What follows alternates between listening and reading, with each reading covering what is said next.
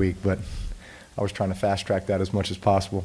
So as soon as I could grip it and rip it, then I wanted to play. I wanted to be out there with my teammates. That was Saints quarterback Drew Brees after handing the Cardinals a big loss in his return to the field after missing 5 games with a thumb injury. The Saints are currently 7-1, sitting atop the NFC South. Here's how the NFC playoff picture stands at the moment. Saints and Packers are chasing the unbeaten Niners for the top seed. Dallas is the other division leader in the conference, and Seattle and Minnesota currently hold down the wild card spots. On that note, we welcome in Ryan Clark again.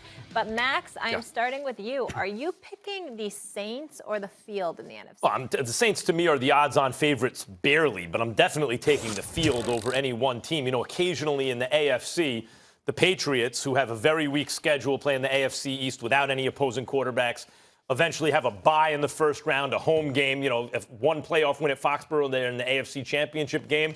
Depending on what the conference looks like that year, occasionally I can understand taking the Patriots as, you know, just against the field. But that ain't the NFC right now. The Saints, I agree, top to bottom, including backup quarterback and the faith you have in arrested Drew Brees at this point, odds-on favorites barely against an excellent 49ers team. Guys, this 49ers defense, all 3 levels, is legit. And they have a quarterback who, like, not only Bill Belichick, but also Shanahan wanted. Mm-hmm. You know, there are some players, this is every sport, you look at the coaches who wanted them to play. I think of, like, Rick Fox in the NBA, from Red Auerbach to Phil Jackson. Like, everyone somehow like that. All the greatest of all time wanted. You know why? Because he's good at basketball. Whatever the numbers said. Same thing, like Jimmy Garoppolo has the best minds in football going, I want that guy. I'll move on from Tom Brady for that guy. I'll give $137 million for that guy. These are like the best minds in football saying that. That's the quarterback on a defense like San Francisco has. And then you got to look at Green Bay. What would happen if Aaron Rodgers got a defense and a running game? They've one loss, and they just started to play well recently. So I can't take the Saints against the field because especially of those 2 teams. But there's some others on the outside, Seahawks with Russell Wilson, especially the Niners and the Packers. I can't take the Saints against the field. I can, and I'll tell you why I can. Because of Drew Brees being back.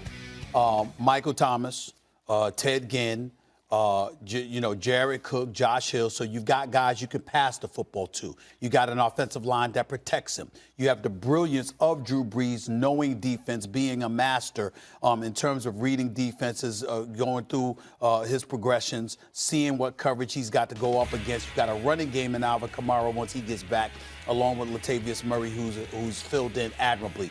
And a defense that showed up on several occasions throughout the season when Teddy Bridgewater was the quarterback for the team. When I look at it from that perspective, of course I'm paying attention to the absolutely elite defense of the San Francisco 49ers. Nick Bosa is something special. Possessed. This brother is special. I get it. They get after the passer. They make it easier for their secondary to cover. I get that.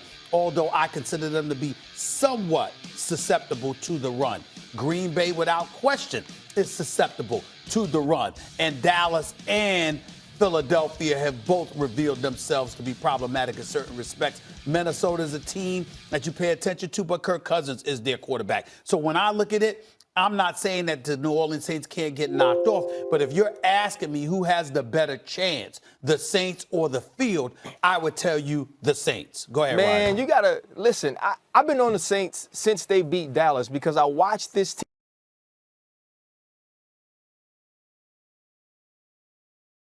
team continue to progress defensively and find ways to win as Teddy Bridgewater got more comfortable and Sean Payton really showed that he was worth that 5-year extension with the way this offense continued to click without Drew Brees. And now when you see where this team is, Drew Brees comes back. He starts off a little slow and not necessarily in production or success. He was going short pass. Michael Thomas, using who right now may be the best wide receiver in the league, and you didn't even have Alvin Kamara. So when you look at this team, they are atop the NFC to me. But I don't know if you remember this movie, Max, but when Frank Dukes was in the Kumite in Bloodsport and he was trying to get to Chung Lee, right? We all knew at the end he was going to get to fight Chung Lee, but it was about getting through every step and every phase of that tournament. That's what the NFC is like.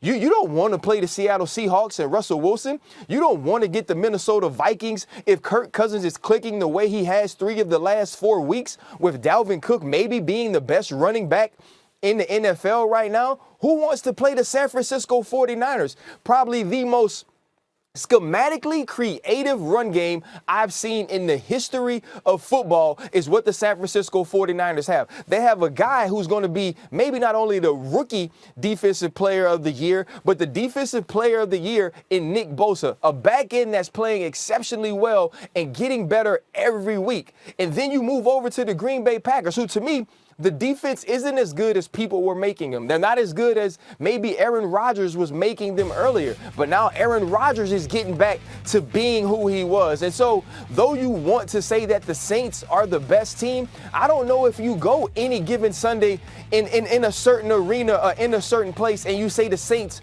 beat all of these teams. Especially now, when they get them in the Superdome, it can be scary, but these teams are so good. Especially when the Niners, based on the record so far, probably are the best team. Yeah. Like, I like the Saints a little better for what you guys said, but I'll give you another movie analogy, Ryan. Game of Death. Bruce Lee, he might get kicked down the stairs by Kareem, but in the end, he's going to get to the top level. Right. Let me tell you, though, in the NFC, Bruce Lee is Aaron Rodgers, not Drew Brees. Well, you don't know that because it's been a while since that's been the case with Aaron Rodgers. That's number one. And we all know how I feel about Aaron Rodgers. But understand when the question is being asked, Saints or the field in the NFC, how I interpret that question to be.